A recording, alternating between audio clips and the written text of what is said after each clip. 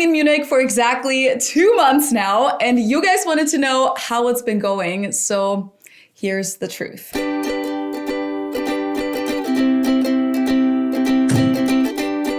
Hallo, Servus, and welcome back to my YouTube channel. My name is Feli. I'm originally from Munich, Germany, and after 9 years in Cincinnati, Ohio, I just moved back to Munich together with my husband, Ben. Hey guys, Servus. I did a little Instagram poll of what you guys would like to see next on my channel, and more than half of you voted for a 2-month update, like a little reality check of how we've been settling in. And I also asked you guys on Instagram to send me some concrete questions or topics you want us to touch on, so that's what we're gonna do today. One of the most asked questions has been, how is Ben's German coming along? It's going good, little by little. Our initial plan was for me to sign up for an intensive German course. Like as soon as we get here. That was like, we were thinking we'd get here and then the next week he's gonna be in an intense class. Yeah. But things went a little bit differently because life just happened. It was so busy the first few weeks. We got here, of course we had to get settled a little bit. Then Oktoberfest started pretty much immediately and we spent a lot of time there, seeing a lot of people, family, friends. And now we're about to travel for our group trips for the next 2 to 3 weeks. So the new plan is now that he'll be starting in-person classes in January instead. But what I have been doing is learning German through Babbel. Yeah, I think it was like a few weeks before we left for Germany that you started doing Babbel on a regular basis, kind of really trying to prepare. Yeah. Der Vorname, Der Feli. Vorname, Der Nachname, Robinson. die Straße. Die Straße. Which is why they're our sponsor today. So Ben, maybe you can show us where you're at right now. Die Blumen stehen auf dem Fensterbrett in der Sonne. Die Blumen stehen auf dem Fensterbrett in der Sonne. Die Toiletten sind sauber und modern. Die Toiletten sind sauber und modern. Sauber is clean. Sehr gut. Now that we're here in Germany, it's really important for me to learn the language, learn German.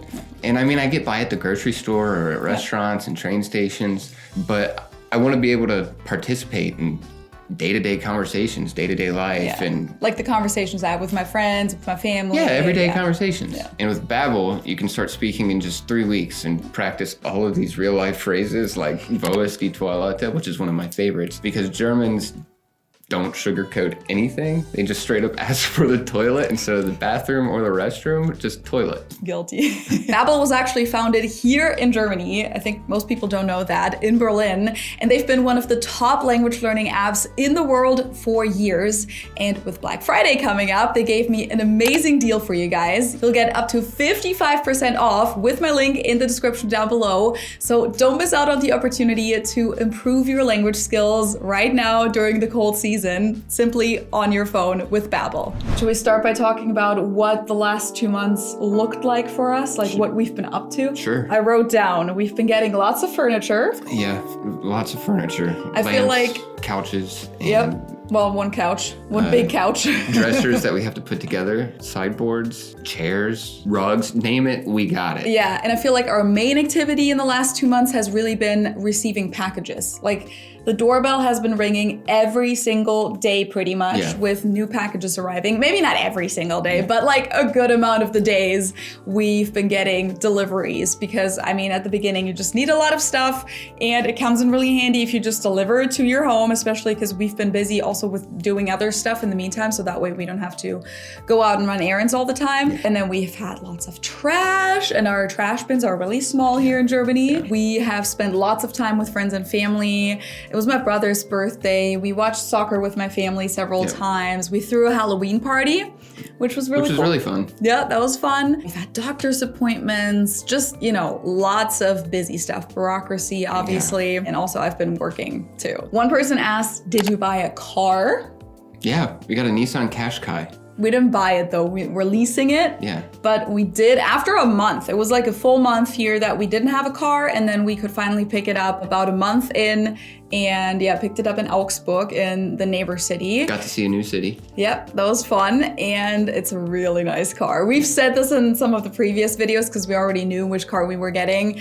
It's by far the nicest car we've ever had because it's almost a brand new car. And it has all the crazy features. It's from this year. So yeah, it's been a lot of fun actually driving that. Next question. Does Ben have his Aufenthaltstitel yet, or are you still waiting for an appointment? Ich habe meinen Aufenthaltstitel. Since like a week ago. Yeah, a week ago. It was my golden ticket. I was super happy to get it. I looked on the internet and everybody had like nightmare stories or that they were mean, and they were super friendly and nice to me. Yeah, we got really, really lucky because I also saw stories of people who were in the exact same situation as us because, I mean, he got his Aufenthaltstitel through marriage. Yeah. So there wasn't really a way that he was going to get denied for it. The question was just how quickly is he going to get it and will he have to submit a language certificate or not? And in our case, everything was really surprisingly quick, even compared to other people who've also been filing it in Munich, so at the same office. We filed everything a week after we arrived here. And then I think we got our invitation for the appointment about a month after that. Yeah. The appointment was then for a week after that. And then at the appointment, we were told that because of his bachelor's degree, he doesn't need to do a language certificate. So that's what we were hoping for, but it's kind of like a gray area. It's not really regulated nationwide. It kind of depends on how each office handles this. And in his case, they said, yeah, bachelor's degree is good to go. No language certificate required. So that made it easier for us because I think you definitely would have hit the language level because all that's required is an A1 level, which is the lowest level there is basically. But you still have to sign up for the test. You have to pay for the test, which is usually between like 100 and 200 euros, maybe even more at some institutions. And then of course you have to like prepare for how the test is structured and stuff like that. So we didn't have to do any of that, which made our life a lot easier. And then at the appointment, they also told us that we could order an express version for just an additional 35 euros, which would be here within 7 to 10 days instead of, I think they said otherwise it would be another 6 weeks of wait time, of processing time. So we did that, we did the express, and then it was actually here a week later. So all in all, the whole process from filing it to having it in our hands, it's like a little card, like an ID card, I think was 7 weeks. So that was very lucky. Yeah, I mean, I think it was definitely a situation where I was privileged in to get it and get it so quickly. Yeah. But it's nice to see my college degree pay off for finally. All that money that you spent on education in the US, at least it helped you get this thing quicker. So basically what this is now is Ben's residency title. He is now allowed to fully live and work here in Germany for the next 4 years at least. That's when that was shocking to me that I got it for 4 years. Yeah, because sometimes they only give it to you for 1 year and then you have to extend it after that. But this makes our life a lot easier too. If we do end up staying longer than 1 year, then we don't have to worry about extending that. Yeah, so now you're just a fully valid resident of Germany. I'm here. I'm ready to party. Ready to hustle. A lot of people wanted to know how different is Germany today than it was when you left 9 years ago. So that question is definitely directed at me. And I feel like the people, because I got this question kind of a lot. And I feel like the people who ask this forget that it's not like I haven't been here since 9 years ago. It's not like I left 9 years ago and then I haven't been to Germany since, and now I'm just coming back to this like whole new country. I have spent a lot of time in Germany since then. I mean, last year alone, we were here pretty much every 3 months. Yeah. Like we were here 4 times in 2024. Yeah. And the years before too, I mean, I was here at least once a year, sometimes twice a year. Also in 2017 and 18, I also lived in Germany for half a year each year. So I don't really like notice a big difference because the last time I was here wasn't that long ago. And of course I've like seen the country progress. The only thing that I can say is if I really hadn't been here since 2016, and this would be my first time back in Germany, I think the things that would surprise me or that would stand out to me is how much more digitalized the country is. Because Germany is kind of known for being behind with a lot of those things, but a lot of stuff has really caught up in the last few years. So now you can, for the most part, pay with your phone everywhere you go. Not everywhere, but in a lot of places. And I really like everywhere we go now, I just like take up my phone and do like Apple Pay and just tap it. And there's a lot of self-checkouts at grocery stores now, which are a relatively new development. Bureaucracy has gotten a lot more efficient too, at least here in Munich. All the appointments that we've scheduled were scheduled online. It was not difficult at all. We didn't have to go anywhere and like draw a paper number and then sit there for hours, which is how things used to be here. And I still remember that, and I have done that. So honestly, a lot of stuff in digitalization has come a long way. Of course, we're not like as digitalized as many other countries, and we're probably not at a point where we should be as a first world country. Germany is just really slow with also internet. Fiber optics in Germany are just now being fully rolled out. But I think that would be the biggest thing that would stand out to me. And of course, just cities change. I mean, every time that you come back, certain stores are different. Certain construction sites have changed a whole square. There's always construction sites too. Or they changed the speed limit on one of the main roads in Munich. The Mittlerer Ring now has a 30 kilometer per hour speed limit, slow. which is so weird. Or like they built this whole new arena in Olympia Park. Like those are the things that stand out to me. But does the country feel different? Not really. I mean, of course it's progressed, like all places progress. Okay, kind of a related question. Someone asked, is it as bad as the American media makes it out to be? What do they mean? I honestly don't know. The only thing that I could think of is maybe that some people have the impression that Germany and Europe is like run over by Muslim immigrants or something like that. Which, first of all, like if that was the case, I don't really see an issue. Like people immigrate. My own family after World War II were refugees. I mean, the US is an immigrant country. But I mean, that's not really something that I notice here, and also not in a negative way. I mean, immigrants have always been part of Germany, or at least for a very long time, so. I mean, I'm not worried about going out at night here. No. Straight up. Like, I'm not worried that I'm gonna get stabbed. Definitely not worried I'm gonna get shot. I walk around with all kinds of camera equipment, and I feel totally safe. Totally safe, totally fine. Yeah. And I can go to a hospital if I want to, which is cool. Not have to worry about it. Like I'm you gonna could be call an ambulance. I'm not gonna be financially burdened for years. Yeah. So if that's what this person was referring to, then I cannot confirm that at all. It's a fair question, though. I mean, genuinely, I don't notice a big difference in the crowd in downtown Munich compared to 10 years ago. I mean, we've had Turkish immigrants here since the 60s. Like, it's just part of the identity. It's been part of the identity for a long time. Okay, big question. Culture shocks for Ben and reverse culture shocks for Feli since coming back. Let's start with you. The grocery store is definitely up there. Yeah.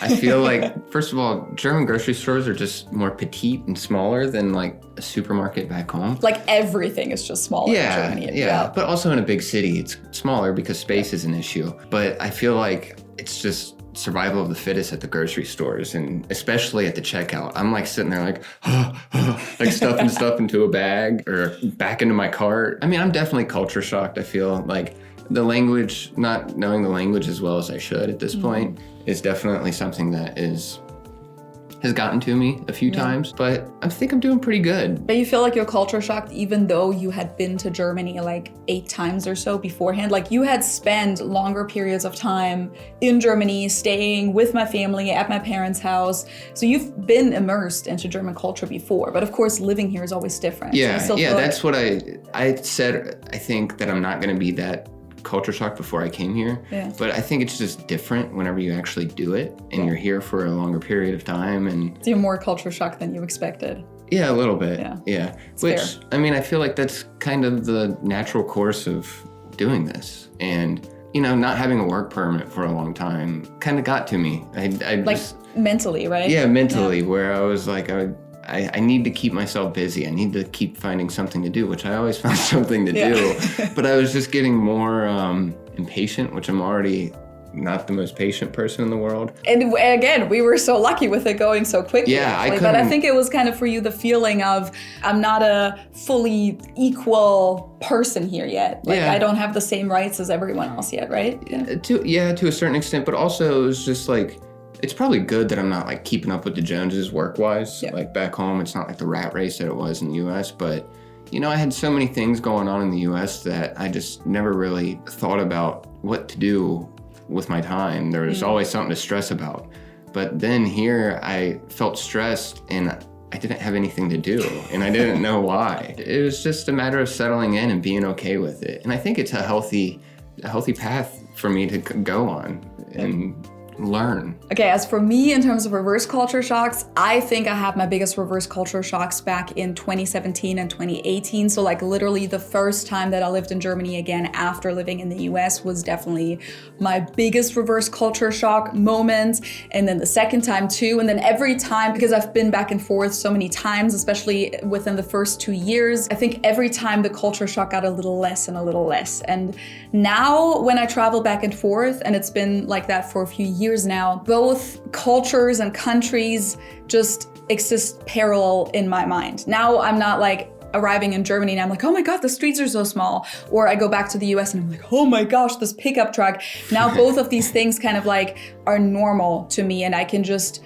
go back and forth without there being a big transition phase, if that makes sense. That makes sense. So the biggest reverse culture shocks didn't occur this time anymore because I've had that a long time ago. And I do have a whole video about my reverse culture shocks, by the way. I'm gonna link that up here and down below as always. So if you wanna know like what were my culture shocks at the beginning, I talked about it in that video. But now I definitely had a few things that took me some getting used to again, just because it's different when you suddenly have to do it every single day instead of just being a visitor for 4 weeks and doing it for a little bit. But now like I have to fully incorporate some habits back into my routines as well. And then also some things that I forgot. So what I wrote down here is I really have to get used to how nonchalant people are at the stores. Is that how you say it in English? Yeah, nonchalant. Yeah. Nonchalant? Yeah. Nonchalant. Yeah. Like how they just walk right in front of you, walk right past you, touch you. And we've talked about this in videos and other Germans have commented like, oh, that doesn't happen where I live. But here in Munich, that does happen a lot, like at a lot of stores, especially when you're downtown, of course, but even like at our local grocery stores here, we're not like downtown, but we're still definitely in the city and stores just get really busy. There's just a lot of people that live in Munich. I always feel like I'm in the way. Yeah, exactly. Like you're always in the way. And for me, like the first 2 weeks, definitely like whenever I was at a store, I would still like, whenever someone is coming down the aisle, I would kind of step aside and be all American and polite. And of course I was noticing, oh yeah, that's right. Germans don't do that. Like I'm the only one stepping aside. Nobody else is stepping aside. And of course you have to start doing it as they do because otherwise you're just going to be screwed. You're going to be like, you're not going to get anything done because you're constantly going to like step aside for other people. So I had to get used to again to being like that too, to just going to the aisle, even if a person is standing there and I'm just gonna grab something right in front of them. I'm gonna just walk right behind them or right in front of them without worrying about it. That was something I had to get used to again.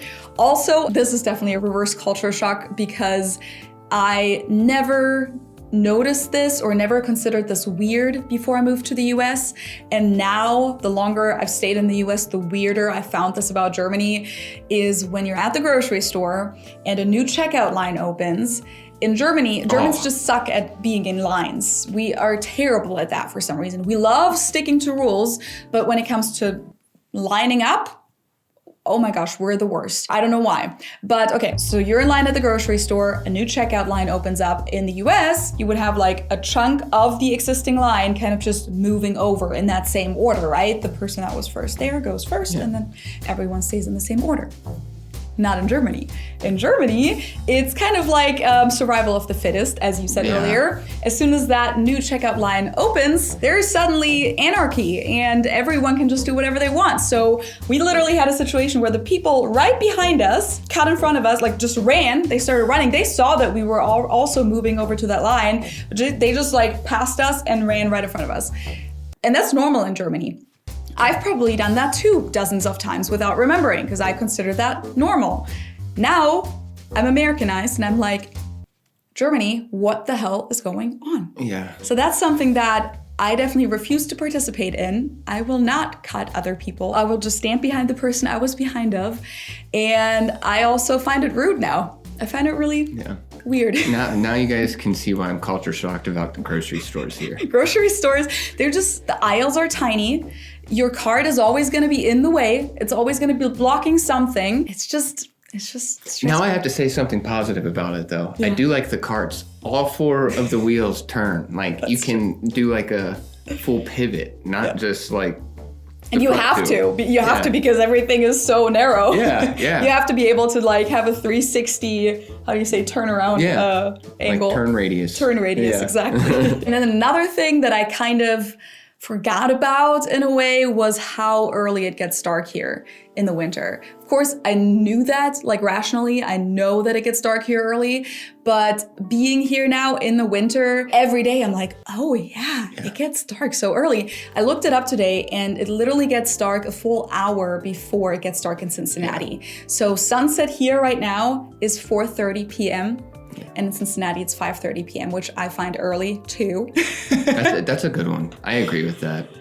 That one definitely was getting to me when it first started. Now I'm used to it. Yeah. But I kind of forgot. Like, I forgot how big of a difference it is to Cincinnati. Like in Cincinnati, it also gets dark early in the winter. Oh, yeah. But not that early.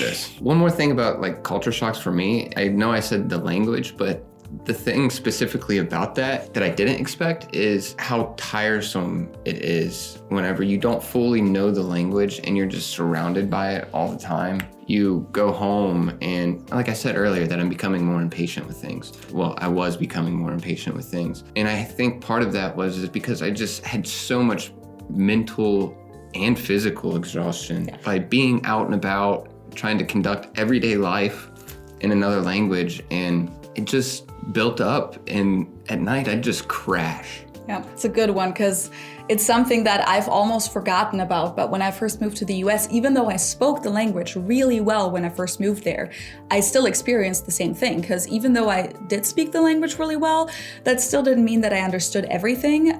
There was a lot of colloquialisms, slang, things that I didn't understand acoustically, conversations that I was a part of that I just didn't understand the content of, like people, referencing pop culture, talking about how college works in the US, like just you understand the words, but you don't know what the hell they're talking about. That's definitely an experience that even I had with my good language skills coming to the US. It's so tiring. Yeah. And things that are usually easy, like, just talking to friends, joking around, are suddenly like a challenge. Yeah. And like for me, like that social outlet is something that that's why I want to learn the language so bad. That social outlet is something that I need. And whenever every day you just feel like you're missing not just a minority of the conversation, you're missing the majority of the conversation. I'm just trying my hardest to like get words separated and like, oh, I know that word, I know that word, I know that word. Yeah. But it's just completely new to me in this way. I mean, I've been around German a lot. And of course, it's not like people don't speak English to you. No, they do. People do speak English. Yeah, people are very accommodating. And as soon as they hear my accent, whenever I do speak German, they usually switch to English, which I wish they didn't do that all the time because I want to practice. Yeah. But that is really why it's so important as a foreigner to also have a group of people that you connect with who are going through the same thing. Yeah. Like that's why it's so important to have a group of expats, or it doesn't even necessarily have to be people from the same country as you. It could just be other foreigners, maybe other English native speakers, or people from other places that you can connect to and talk about these things that the native Germans can't relate to. But again, I think it's good for me that I'm going through this because I'm learning the language, and also it's given me a whole new lens on how to view people that come to my home country and are in the same boat that I'm in right now. Yeah. So respect to you people. Okay, next question. What do you miss about the States? Okay, so I miss some snackage. Yeah. Like snacks, for those of you that don't know what snackage is. I think that was pretty clear. Like what? Sweet tea is a big one. That's not even a snack, that's a beverage. For me, it's a snack. Yeah. It's an all-day snack. I'm in the land of strudel, but I love toaster strudels back home, and like popsicles and all the stuff that's terrible We for have me. popsicles, but for some reason, I think Germany doesn't sell popsicles quite as much in the winter because we haven't seen them a whole lot at the stores. Yeah. I think if we went to like a hit or like a bigger grocery store, they will probably have it because it's not like Germany doesn't have popsicles. I would like to clarify. Yeah. And also for me to clarify, this is barring like friends and family. I do, of course, miss them. But like we're just talking about the small things. Yeah, I mean, food, definitely. We predicted this too. We were like, one of the biggest things we're going to miss is certain foods. So that definitely is true. I mean, you miss certain fast food places. Yeah, I miss... Oh my God. Ooh, Chick-fil-A and like Skyline Chili on like a Sunday. I miss like normal football hours. If I were to watch like night football back home, it's like 2 o'clock in the morning. That was a question, here. actually. Hold on, let me pull it up. How has Ben handling watching U.S. sports with the time zone challenge? That was a question. Yeah, I'm still watching them. I struggle at watching the night games because it's so late. It's 2 o'clock in the morning whenever the night NFL games start here. I feel like you do also, because of all of this, stay up a lot later here. Yeah, I do. I definitely Because you do. also then you talk to your friends and family at around that time. Sometimes Yeah. you wait for them to like get off work. So definitely the time change has also like shifted your daily rhythm. Yeah, I mean, I which makes sense. prioritize talking to my family and stuff like that. yeah. So that's why I partially stay up that late. But Yeah. also, like, sometimes I do want to watch a little bit of Yeah. football super late at night, or, you know, watch like a UFC fight, or just something from back home. One of those little creature comforts that can make my day go by a little bit easier. One thing that I wrote down that we miss, and I feel like now we've kind of already touched on this topic a lot, but it's grocery shopping. Yeah. Because we just talked about how stressful it is here. In the US, we always enjoyed going to the grocery store together. It's honestly, I don't know, grocery shopping in the US is kind of like a kid in a toy store. It's fun. Like, Yeah. I mean, not always, but if you go at a time where it's not super busy and if you go to the right store, I mean, we would like to go to a Kroger marketplace, for example, which is like really big, and then it's just kind of fun. And here, going grocery shopping together is almost more stressful than going alone because there's just so many people. Like, then you, Yeah. sometimes easier when you're just alone. Not for me. I want you there. But it's not really something we look forward to here. However, we do prefer German food for the most time. So like Yeah. the products that you find at the grocery store, the quality of the products, the selection, and the prices, of course, those we prefer. So like if we could make up our own perfect world, we would have an American grocery store and the American grocery store experience with all German products. 1,000%. And then a couple American products. Like Let's some not of go the too things far here. I've talked about in the past, how I'm looking forward to like the German dairy. So excited about being back here. Another thing that I remember today, because I cooked with it today, that I didn't mention in the previous videos where I talked about this, so I would like to add this, is creme fraiche. Is not something that exists in the US and very much exists here in Germany and other European countries. Creme fraiche for all my South Park fans out there. What? That's a joke in South Park. Oh, I don't know Creme that one. fraiche. Well, creme fraiche is freaking delicious, and I cooked with it today, and so happy to be back in the land where good dairy products exist. And then you've also found a lot of new favorite products. Oh yeah. I mean, first of all, the eggs. I've been eating so many eggs because they're so cheap here. Yeah, I've been eating it's like true. 6 eggs a day. But also one of my new obsessions. Well, 2 new obsessions. Chicken schnitzel. Everybody knows I like fried chicken, but schnitzel mixed with chicken. Yeah, he just buys the frozen ones. Yeah. Perfect. You can just fry them up and it's delicious. Yep. And then what's the pudding? The hazelnut pudding. Hazelnut pudding. It's not Monte. But just I think pudding in general, like for some weird reason, you would think that the US, the land of big selections and variety and lots of unhealthy foods, would have good puddings or like, you know, desserts in the fridge aisle.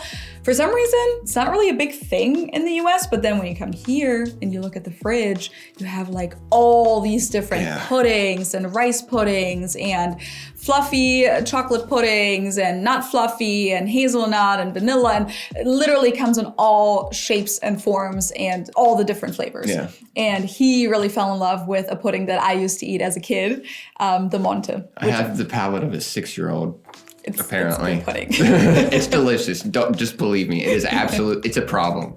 It is a problem. Another thing that I miss from back home is stores staying open late. Yeah. And also my Sundays. I like to like go out on a Sunday and shop or whatever, and that is not the case here. Okay, I feel like we've already covered most of this, but the next question is food culture differences and supermarkets, anything food related. One more thing that I would like to say food related is when we first arrived here for the first few weeks, maybe month, I think both of us, but especially me, I've been eating so much bread because obviously I've missed it, and it's just like so much fun to have all these different breads available again. And then dips or like bread spreads, because there's also just so many good bread spreads here, from like hummus to all these different cream cheeses to these like egg salad bread spreads, or like they have all these different things that you can get at the little deli section in the fridge fridge aisle. was half full of like dips and Literally. pasta.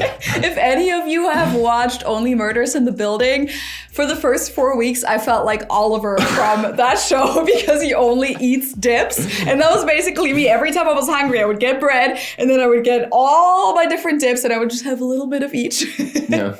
Eventually I got over that a little bit. I kind of, how do you say, filled my... Got your fill. I got my fill of that, and I think I'm going back to eating normally again, but I'm still excited about the dips, don't get me wrong. Yeah. Like, I still want to have them in the fridge in stock, and I still want to have my bread. Next question. What are some of the difficult things Ben is having to get used to while living in Munich? One is the U-Bahn, because I'm not so used to subways, so I just have to learn how to navigate that and what line connects where and what, how to get places.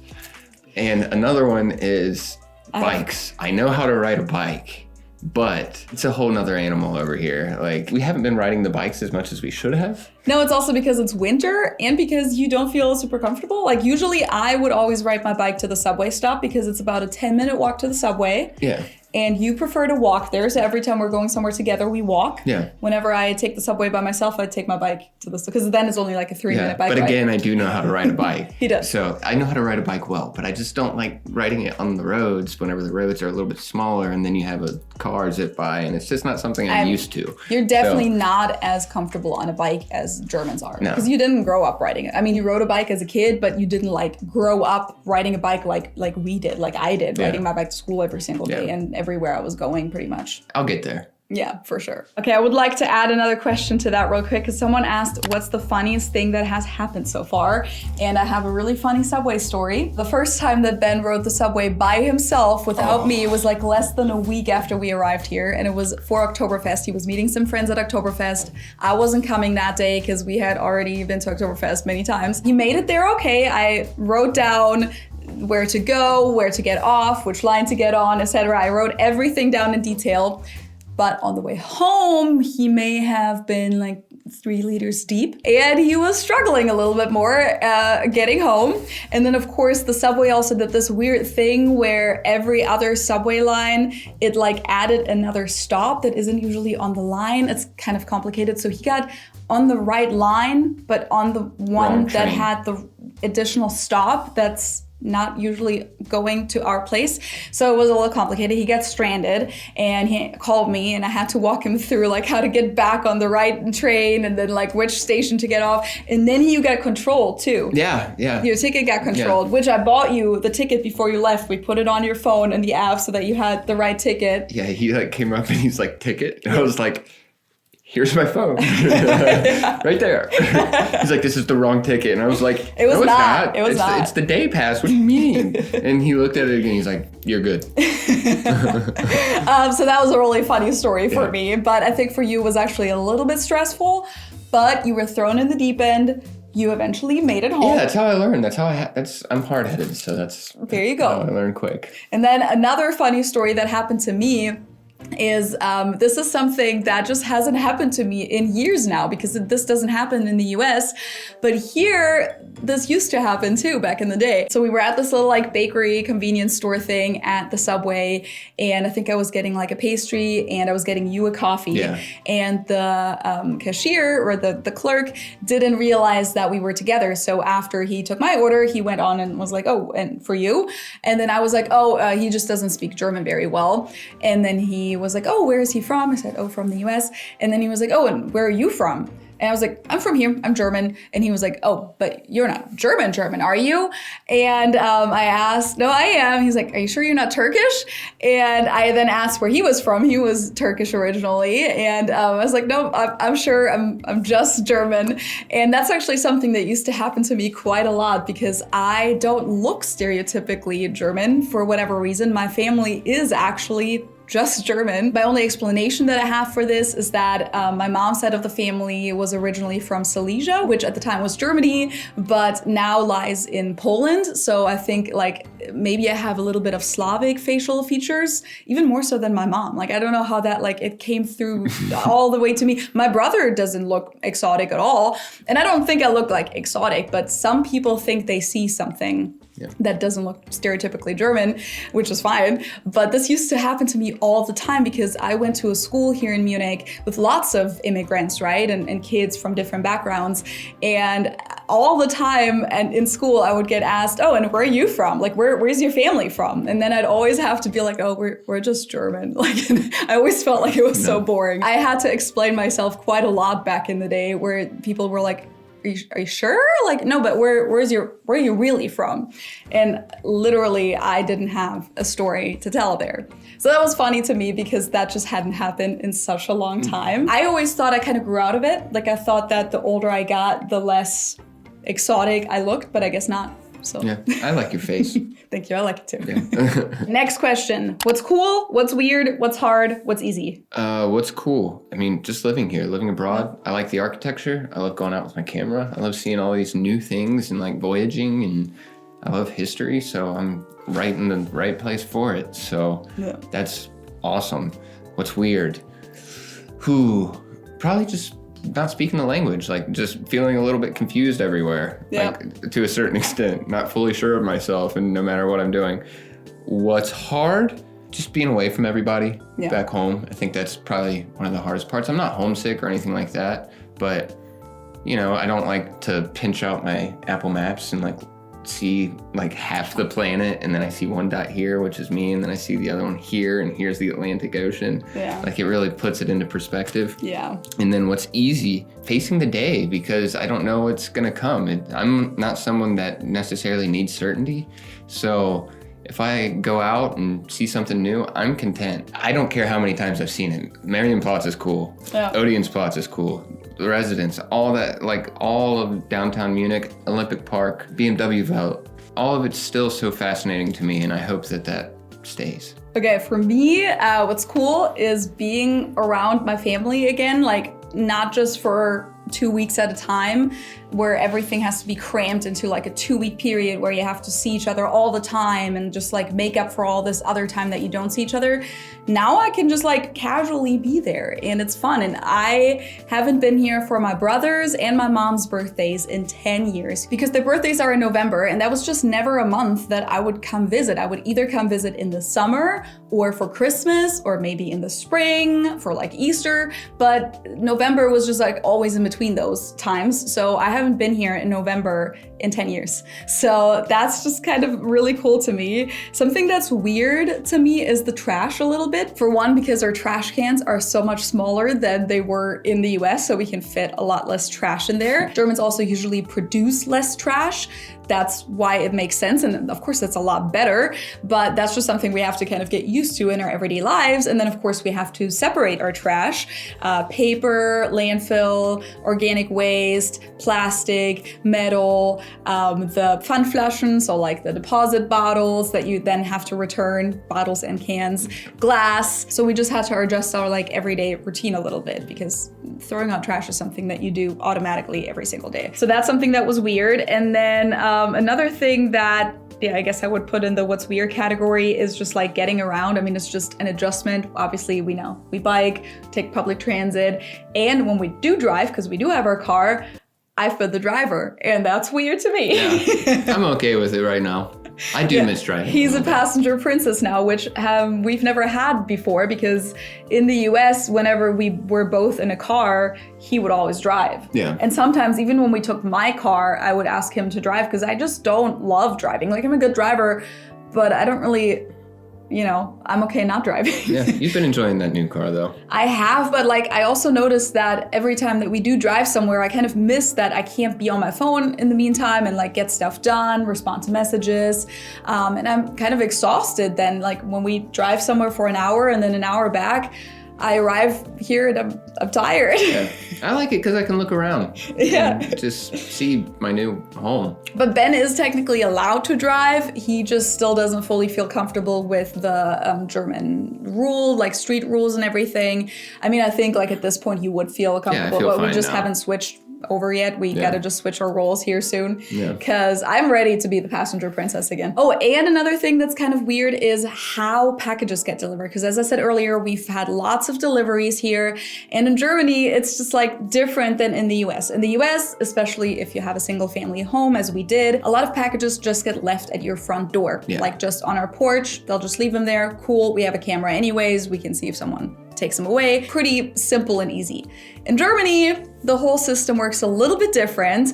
Usually they have to hand it to you in person, meaning every time that we get a package delivered, people are ringing the doorbell, we have to come out, they have to hand it to us, or if we're not home, they either bring it to like a package shop, so like a UPS store or something like that, and then we have to pick it up there, or they give it to a neighbor. We already left all of these delivery instructions on our DHL account, UPS, whatever, where you can say, hey, if we're not home, just leave it here and here. But sometimes they don't look at that or just don't follow that. Yeah. So that's been a little annoying because of how many deliveries we've been getting. The doorbell has been ringing a lot. Yeah, nonstop. Yeah. But also the thing that's weird to me is that they do house numbers here. Yeah. But you have to have your name on the outside of your house. And that got me into a little situation with a Hermes delivery driver. This was before we got my name on the mailbox. Yeah. And I go out there to get my package and it's in my name. And the guy's like, Wo ist dein Name? And I'm like, I'm here. It says the number in the street. This is the house. Why aren't you giving me my package? And he's like, where's your name? And I was like, I don't have it yet, dude. Like, do you want to see my ID? He was kind of rude to you. Yeah, right? he was like, rude, and that was one of the rude encounters. That I was rude right back to him. Does it make sense that a country that values privacy and data privacy so much that like your name's just on the outside of your house? That's true. That's a weird difference between Germany and I think a lot of other countries. I don't think a lot of countries in the world handle it the same way as the Germans do. But yeah, every apartment complex has all the last names out there on for the doorbells and then also for the mailboxes, and of course same thing for single family houses and townhouses. So yeah, that is a little bit weird. Next question, is Ben working remotely or trying to get local business now that you do have your work permit? Yeah, I'm trying to get local business for sure. But now that I have my work permit, I can work remotely for people wherever. So I'm definitely trying to do both, a hybrid of both. Which you do have a few clients in the US that might need your work remotely every now and then. Yeah, for sure. So hopefully that's going to be a thing. For now, I mean, we're going to be traveling for the next like 3 weeks anyways, and then it's going to be Christmas. Yeah. And then of course you also help me edit sometimes too. So I'm probably going to need your help for the second half of December. And then I feel like you're really not going to be able to fully start working yourself until January, I think. But also, if any architects, interior designers, real estate developers, or if anybody needs a photographer or videographer, I am here in Munich waiting for you. What do we like/dislike about our Munich home and neighborhood? Oh, I got one for this. You know how we said that we get so much packages right now? Well, not only is our doorbell going off every time that we're getting a delivery, we also live relatively close to a school, and I guess a bunch of kids come, which, by the way, I want to say our neighborhood and our neighbors, super cool, super nice. Everybody's super very residential, it's awesome. We're in a great location for like stores are right there, like a park is right there. Awesome. Yeah, but back to the school kids, we live relatively close to a school, and every day. School day. Every school day, the kids will, when I know the time period, it's from like 1 o'clock to like 4 o'clock. I don't even want to go downstairs if the doorbell rings because we get ding dong ditched. At least once a day. At least once, if not 2 to 3 times. Yeah. And it kind of gives me hope that kids are actually like I was whenever I was a kid, but also they're up to no good. Yeah, but also at the same time, like I can feel myself turning into like the grandpa of the neighborhood where I want to go out there and be like, you damn kids, with my torch and pitchfork and. Well, it's funny too because some of our neighbors, we've learned, turn off their doorbell during the day for that exact reason. Yeah. We can't really do that right now because of how many packages we're expecting most days. On days where we didn't expect a package, I actually have thought about turning it off, but I then forgot. So like here soon, we should just go ahead and start doing that too. But because we're expecting packages so often, every time that the doorbell rings, of course, we go outside because maybe it's a package. And if we're not there, then they're gonna give it to the neighbors, and yeah, kind of annoying. So whenever it gets warm out, I'm gonna just put a lawn chair out there and just hide behind the hedge, and I'm gonna be like, I got you. I have like water balloons thrown. Yeah, throw it at them. And I got an arm too, kids. You'll get slapped by a water balloon. In terms of our house, someone else also asked, how are the renovations going? Not as well as we hoped. I mean, as we said earlier, everything's been really busy. And I feel like we got a bunch of stuff done in the first few weeks, and then we kind of stopped in a way, like it kind of plateaued from there. So we still live in chaos pretty much, and there's so many things that I want to get finished here soon. So hopefully after Christmas we can dedicate some time to that. Now we're going to be gone for a few weeks, and I have so many deadlines for projects. I have some cool video projects coming up though, so stay tuned for that. But unfortunately, yeah, not as well as we hoped. But we still like the house. I mean, it has a lot of German quirks, I feel like, or for sure. Very German features, which I would like to make a video about here soon too. And it's an old house, like it's kind of a traditional German house, so that's kind of fun, and we have lots of space here.